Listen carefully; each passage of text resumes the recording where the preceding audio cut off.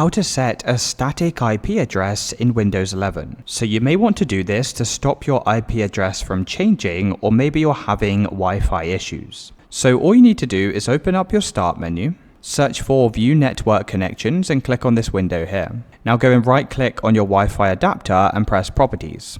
You then need to come down to Internet Protocol version 4 and click Properties. Now from here, select Use the following DNS server addresses. Type in 8.8.8.8 and 8.8.4.4. At the top, you can press Use the following IP address, and this is where you can go and set your static IP address. Now, if you're not sure what numbers to put here, just open up your Start menu, search for CMD, and then right-click on the command prompt and run this as administrator. You can then just type in ipconfig and press Enter. Now for the IPv4 address, this is what we're going to use for our IP address. So you can just go and type your numbers into the IP address like this. You'll also need to do the same for the subnet mask and also the default gateway as well. So you can simply copy these numbers over to this window. Once you've added and copied all of the numbers, just go and save your changes. And that's how to set a static IP address in Windows 11.